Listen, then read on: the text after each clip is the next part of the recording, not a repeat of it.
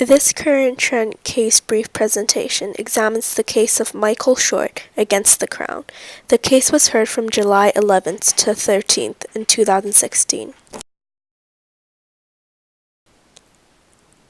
To offer a brief introduction into the case, the term self-defense is defined as the act or skills that make one capable of protecting oneself during an attack.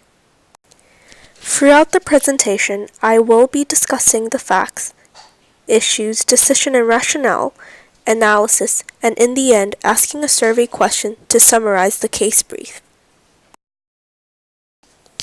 The defendant, Michael Short, was charged with assault and assault with weapon, which occurred in the Toronto East Detention Centre. The Toronto East Detention Centre, known as the East, is a correctional facility regulated by the province of Ontario. Short was detained in the centre for robbery. Upon arrival, an attack was plotted against Short by Sharma Brown and Jordan Massell. They were planning to stab Short while the other serves as a lookout for correction officers. The reason for their attack was a long-existing rivalry between the Malvern and Galloway gang. Short was believed to be in the latter gang, while the others in the former.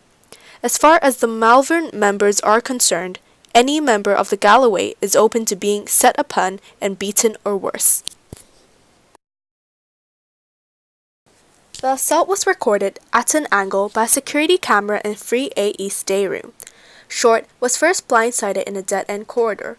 Then, half a dozen of inmates joined in the fray. Some of them appeared to be on Brown's side, while others appeared to have been on Short's. Short was seen retrieving a makeshift weapon, a shank, from his sock and was reported making lunging and stabbing motions. He ended up with a neck wound, while his attackers had knife wounds across their backs, cuts, and slashing wounds. In defense, Short challenged on the grounds of self-defense under Section 34(1)(a) and (b) of the Criminal Code, which states the nature of force of threat and the extent to which the use of force was imminent. The two main issues in this case is whether Short used force to harm other inmates, and if so, whether it was out of self-defense. The court acquitted the defendant for the charges of assault and assault with weapon. Issue 1. Based on camera footage, Short was engaged in a hand-to-hand combat with Brown, so he was involved in assault. However, the footage did not show whether Short was responsible for the lacerations on his attackers.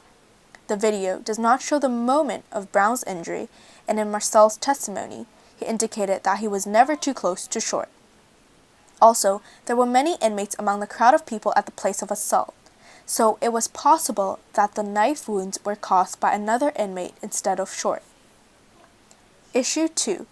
To evaluate whether Short was armed and fought for self-defense purposes, the conditions of the nature of force or threat, and the extent to which the use of force was imminent, must be met.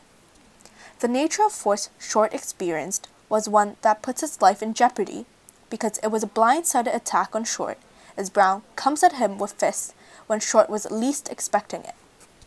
The extent to which the use of force was imminent was justified because Short had to repel the force that Brown was using against him to protect himself from the harm caused by that use of force.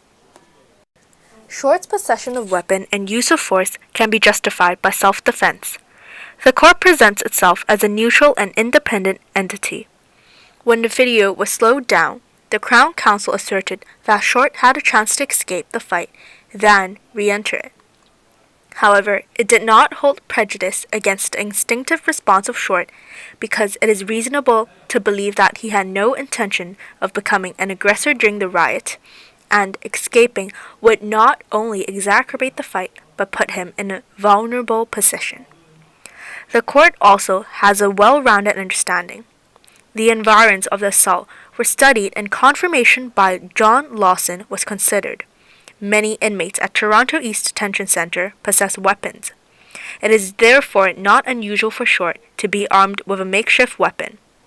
The court considers various sources to understand the forces driving the occurrence of such an event. The court addresses the major issues through multi-angle perspectives. Short's assault with weapon was indeterminate, but if he had harmed others with a weapon, was he justified to be in jeopardy? The two issues were effectively and thoroughly investigated before the final decision was made. The court made references to previous court cases, such as RVW, and quoted that the judge need not firmly believe or disbelieve witness or set of witnesses. Another famous case, R.V. McIntosh, focuses on the issue of when self-defense cannot be adduced. Section 35 of the Criminal Code states that where the accused initiated aggression, it is required that the accused have attempted to retreat before the accused acts in self-defense. Survey question. Do you agree that if a defendant fought back given the chance to escape, it could still be classified as self-defense?